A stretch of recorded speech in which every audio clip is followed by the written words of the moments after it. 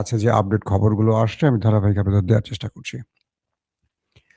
দর্শক, ইরান এবং পশ্চিমা দুনিয়ার লড়াই এখন অব্যাহত আছে। এই লড়াইতে এখন পর্যন্ত কোনোভাবে বলা যাচ্ছে না কোন পক্ষ বিজয়ী, কোন পক্ষ পরাজিত। কারণ মার্কিন যুক্তরাষ্ট্রের পেন্টাগন চিফ তার যে বক্তব্যটি দেখলাম সেটি দেখে আসলে আমার মাথা নষ্ট হয়ে গেছে। পিট হেগসেট তার নামটা বোধহয়। ওদের নামগুলো একটু জটিল তো। তো কালকে আমি আমার লাস্ট লাইভে আপনাদেরকে আংশিক বলেছিলাম।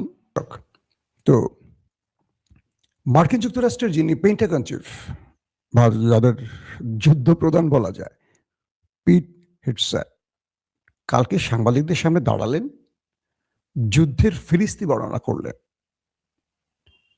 আন্তর্জাতিক গণমাধ্যমগুলো বলছে বা আমরা যেটা দেখলাম, তার চোখ তার সাথে কথা বলছে না, তার চোখের সাথে তার ফেস তার কথা শুনছে না, তার আই কন্ট্যাক্ট, তার ফিজিক্যাল এক্সপ্রেশন পুরোপুরি এলোমেলো। এই ব্যক্তির এর আগেরও বক্তব্য আমি শুনেছি, একটা চুলটাকে পেছনে করে আশ্রয়, আপনারা হয়তো তাকে চেনেন। তো ড্যাশিং একটা ছেলে, কিন্তু কালকে তার বক্তব্য শুনে মনে হচ্ছে যে ইরানে তারা যে কাঙ্ক্ষিত লক্ষ্যে গিয়েছিল সেটা পূরণ হয়নি, বরং তারা ইরানের কাছে অনেক বড় সারপ্রাইজ পেয়েছে।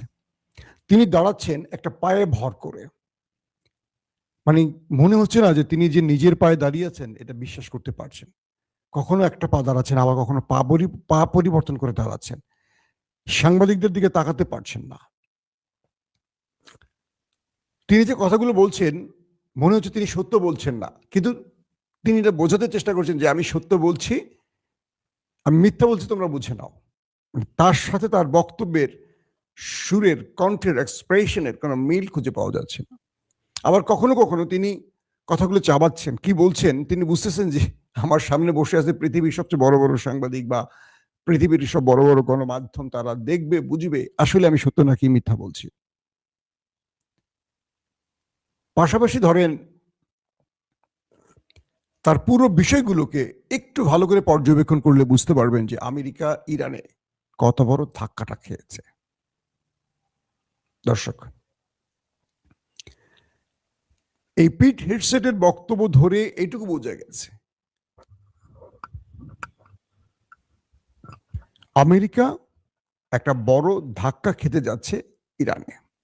মিস্টার ডোনাল্ড ট্রাম্প বলেছেন যে তারা ইরানে আরো বড় আক্রমণ করতে যাচ্ছেন শিগগিরই। আরো বড় আক্রমণ, আরো বড় আক্রমণ মানে একটা বড় রকম ম্যাচাকার চালাবে ইরানে ডোনাল্ড ট্রাম্প, এই ইঙ্গিতটি দিয়েছেন। পাশাপাশি তিনি বলেছেন যে আমরা প্রয়োজনে ইরানে সেনা পাঠাবো, ইরানে স্থল বাহিনী ঢোকাবো। আমি কাল রাতে যে লাস্ট লাইভটা করেছি সেখানে আপনাদের বলেছি না যে ইরানে স্থল অভিযান চালিয়ে বিজয় অসম্ভব। প্রথম কথা হলো যে ইসরায়েলের পরিকল্পনায় ট্রাম্প কেন ফাঁদে পড়লেন, সেটা হলো যে ইসরায়েল বোঝাবার চেষ্টা করেছিল যে ইরানের মধ্যে যদি আমরা একটা বড় অ্যাটাক চালাই, ইরানের সুপ্রিম কমান্ডার বা তাদের আইআরজিসির শীর্ষ কমান্ডারদের অথবা তাদের মন্ত্রী পরিষদের গুরুত্বপূর্ণ ব্যক্তিদের যদি আমরা সবাই ফেলি, তাহলে ইরানের রেজিম চেঞ্জ ঘটে যাবে। এটা আমি কয়েকদিন ধরেই বলছি, আপনারা শুনছেন। এটা ছিল ইসরায়েলের পরিকল্পনা, আমেরিকাকে যুদ্ধে টেনে আনার। ডোনাল্ড ট্রাম্প তিনি তাই করলেন, ইসরায়েল যা চেল। কিন্তু পেন্টাগন বা তার মার্কিন জেনারেলরা বারবারই বলেছিল এটা করবেন না, কারণ মার্কিন জেনারেলরা তো যুদ্ধবাজ, তারা যুদ্ধের সমস্ত অবস্থা বোঝে। তারা বারবার নিষেধ করেছিল ট্রাম্প এটা করবেন না, এটা আমাদের লস হচ্ছে, এটা আমাদের ভুল হচ্ছে, আমরা এখান থেকে জয় নিয়ে ফিরতে পারবো না। 10-12% আমাদের জয়ের সম্ভাবনা, মাত্র 10-12%।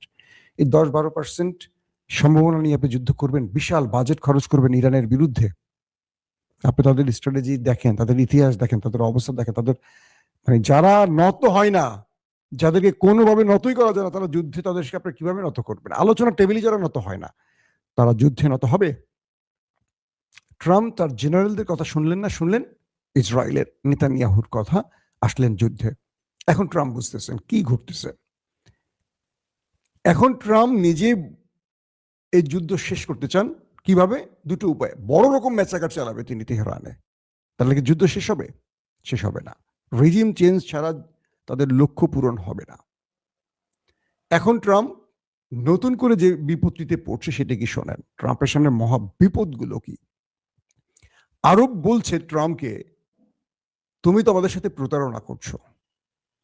অর্থাৎ ট্রাম্প আরবের টাকা নিয়ে ট্রিলিয়ন ট্রিলিয়ন ডলার নিয়ে নিরাপত্তার নাম করে যে ঘাঁটিগুলো গড়েছিল আরবের ভেতরে, যখনই ইরান একযোগে 7-8টা দেশকে মার শুরু করছে, ট্রাম্প কি করছে শোনেন, আরবে তাদের যে প্রতিরক্ষা ব্যবস্থা, তাদের যে এন্টি মিসাইল গুলো ছিল, এখান থেকে তুলে তুলে ইসরায়েলে নিয়ে যাচ্ছে, কারণ ইসরায়েল এখন আর কুলাতে পারছে না। ইরান কৌশলটা কি নিচ্ছে, সে তার ধরেন একটা ছোট উদাহরণ দিলে বুঝবেন। ইরান একটা মিসাইল মারছে, দুর্বল মিসাইল। ইরানের কয়েক টাইপের মিসাইল আছে, প্রথম প্রজন্ম, দ্বিতীয় প্রজন্ম করে ষষ্ঠ প্রজন্ম পর্যন্ত মিসাইল আছে। এখন পর্যন্ত ইরান প্রথম, দ্বিতীয়, তৃতীয় ধাপ পর্যন্ত আসছে, আরো 3টে ধাপ ইরানের রিজার্ভই রাখছে। এটা হলো মহাযুদ্ধের জন্য রাখছে, যে যুদ্ধে আর পেছনে ফেরা যাবে না, হয় মরো নাহলে মারো। সব সারপ্রাইজ দিয়ে দিলে তো হবে না, এটা অবস্থা বুঝে বুঝে খেলছে ইরান। তো প্রথম 3টি বেজ আরো 3টি হাতে রেখে দিয়ে ইরান মারছে। তো ইরান যখন একটি মিসাইল মারে, তার এগেনস্টে 8 থেকে 10টা মিসাইল, এন্টি মিসাইল মারতে হয় সেই মিসাইল বা ড্রোনটাকে ইন্টারসেপ্ট করার জন্য। তাহলে খেয়াল করেন যে ইরানের একটা মিসাইলের এগেনস্টে ওই দেশটির কয়টি লাগে, 5 থেকে 10টা মিসাইল চলে যাচ্ছে একটা মিসাইলের এগেনস্টে। এখন ওই দেশটির যে মিসাইল ভান্ডার প্রায় খালি, তা আমেরিকা থেকে দেয়া হয়েছে। আমেরিকার যেহেতু একসাথে আমেরিকারও হিট করা হচ্ছে ঘাঁটিগুলো টার্গেট করে, আমেরিকা তো নিজেরও এন্টি মিসাইল মারতে হচ্ছে, আমেরিকারও মিসাইল খালির দিকে আসছে। এখন বলছে মার্কিন জেনারেলরা বলছে যে আমরা এই যুদ্ধ কতদিন টেনে নেব, ইরান যেই পলিসিতে যুদ্ধ করবে, কারণ আমাদের তো রসদ শেষ হয়ে আসবে। সৌদি আরব, কাতার, কুয়েত, আরব আমিরাত, বাহরাইন, জর্দান থেকে কি করতেছে আমেরিকা, তাদের আকাশ প্রতিরক্ষা সিস্টেম, তাদের অ্যান্টি মিসাইল গুলো নিয়ে ইসরায়েলকে দিচ্ছে, ইসরায়েলকে সেভ করার জন্য। তা আরব বলতেছে তুমি আমাদের রক্ষার নাম করে এসছো, এখন আমাদের থেকে নিয়ে ওদেরকে বাঁচাচ্ছ। মানে কত বড় বিশ্বাসঘাতকতা আরব বুঝতে পারতেছে এখন। দেখেন সৌদি আরবের রিয়াদে মার্কিন দূতাবাসকে লক্ষ্য করে কালকে ইরান ব্যাপক অ্যাটাক চালিয়েছে।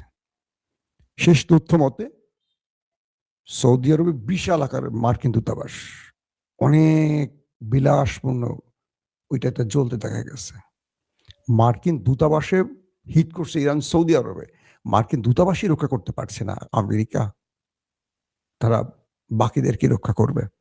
এখন বিষয়টা হয়ে গেল এরকম, সৌদি আরব বা আরব রাষ্ট্রগুলো বুঝতে পারছে যে এই ট্রাম্প বা এই আমেরিকা এতদিন তাদেরকে ফুসিয়ে ফাঁসিয়ে তাদের শুধু টাকা বা তাদের পেট্রোডলার লুট করতে আসছে।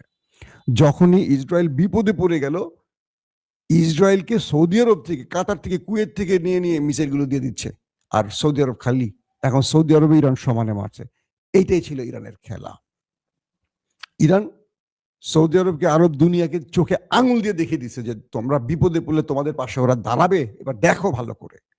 মাইরটা ইরান কেন দিচ্ছে বুঝছেন তো, এক মাইরে ইরান অনেক কিছু দেখাই দিচ্ছে মানুষের। এখন আরব বুঝতে পারছে, আরব ভালোভাবে বুঝতে পারছে যে ওরা বিশ্বাসঘাতক, ওরা আমাদেরকে লুটতে আসছে, ওরা আমাদের জন্য কোনো ফিলিংস নাই, আমাদের জন্য কোনো মায়া নাই, ওরা আমাদের বাঁচাবে না বিপদে, ওরা ওই আমেরিকা এখন ইসরায়েলকে বাঁচাচ্ছে। কিভাবে আরবে, সৌদি আরবের আরামকো, সৌদি আরবের গুরুত্বপূর্ণ হোটেল, দুবাইয়ের হোটেলগুলোতে ইরান ঠাস ঠাস করে বোমগুলি মাইলা ভবনগুলি ছাপা করে ফেলতেছে, আমেরিকা বাঁচাতে পারছে, ইন্টারসেপ্ট করতে পারছে, কিচ্ছু পারে নাই। তাহলে এত বছর ধরে পেট্রোডলার দেখি এই ইরানের এই কাজটি পুরো আরবদের চোখে আঙুল দিয়ে দেখিয়ে দিয়েছে। নাম্বার 2, সৌদি আরব এখন ইউরোপের কাছে গেছে, রাশিয়ার কাছে গেছে, চীনের কাছে গেছে, এই আরব রাষ্ট্র, সৌদি আরব শুধু না, আরবগুলি, তারা বলছে ইউরোপের ভাইয়েরা, রাশিয়ার পুতিন চাচা, চীনের শি জিনপিং চাচা, আমাদেরকে বাঁচান, ইরান তো আমাদের মাইরা তক্তা বানায় ফেলতেছে।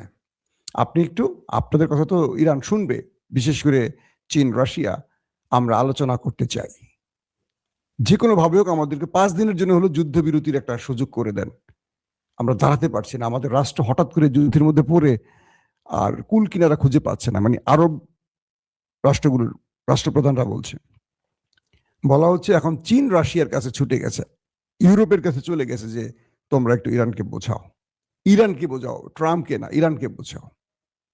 তার মানে এই যুদ্ধে ট্রাম্পের চেয়ে এখন ইরানের দায়িত্ব বেশি হয়ে গেছে বা ইরানের উপরই এখন তাদের টার্গেট, যে ইরান বুঝলে হবে। ইতিমধ্যে দিমিত্রি মেদভেদেভ, রাশিয়ার ভ্লাদিমির পুতিনের ডান হাত, তিনি বলেছেন এই যুদ্ধ তৃতীয় বিশ্বযুদ্ধের দিকে যাচ্ছে। যদি এখনই ট্রাম্প থেমে না যায় আর ট্রাম্পের পাগলামি যদি বাড়তে থাকে, এটা তৃতীয় বিশ্বযুদ্ধের রূপ নেবে। পাশাপাশি রাশিয়া এবং চীন স্পষ্ট বার্তা দিয়েছে, প্রায় একই ধরনের বার্তা দিয়েছে, তারা ইরানের পাশে আছে, পাশে থাকবে, এবং ইরান যেই শত্রুদের প্রতিহত করছে এটা তার সমস্ত আইনি বৈধতা আছে, তার অধিকার আছে, কারণ তাকে আক্রমণ করেছে। এবং স্পষ্ট ইসরায়েল আমেরিকার যে আক্রমণটি ইরানে হয়েছে এটাকে আইনি মানে জাতিসংঘের নিয়ম অনুসারে, আন্তর্জাতিক আইন অনুসারে এটাকে অবৈধ ঘোষণা করে বলেছে ইরান তার শত্রুকে যে প্রতিঘাত করছে বা পাল্টা জবাব দিচ্ছে এটা তার সম্পূর্ণ অধিকার আছে, এবং এটার জন্য ইরানকে তারা সাপোর্ট দিচ্ছে। পাশাপাশি বলেছে যে ইরানের যে কোনো বিপদে, যে কোনো প্রয়োজনে চীন পাশে থাকবে, যে কোনো বিপদে প্রয়োজনে রাশিয়া পাশে থাকবে। একদমই স্পষ্ট জোরালো ভাষায় এই প্রথম ইরান এবং রাশিয়া ইরানের পক্ষে, চীন এবং রাশিয়া ইরানের পক্ষে দাঁড়িয়ে গেছে। এটা এখন আমেরিকা ইসরায়েলের জন্য টেনশনের কারণ। কারণ এখন যদি কোনো কারণে ইউরোপের রাষ্ট্রগুলো ইসরায়েল কিংবা আমেরিকার পাশে দাঁড়ায়, সেক্ষেত্রে এই দুটো রাষ্ট্র দাঁড়িয়ে যাবে। একটা জিনিস মনে রাখবেন, এক চীন পুরো ইউরোপকে একা পেটাতে পারে, মানেন আর না মানেন। চীনের কাছে যা আছে, চীন যদি মনে করে যে আমি পুরো ইউরোপের সাথে একা লড়াই করব, পারবে। এক রাশিয়া আমেরিকার সাথে লড়াই করবে, বাকি থাকে কে? শক্তিশালী দেশ আছে কারা বলেন? তুরস্ক ইরানকে একটা টোকাও দেবে না, বরং এই যুদ্ধে তুরস্ক ইরানকে নেপথ্যে সাহায্য করতেছে, পাকিস্তান নেপথ্যে সাহায্য করবে। বোঝেননি আপনারা?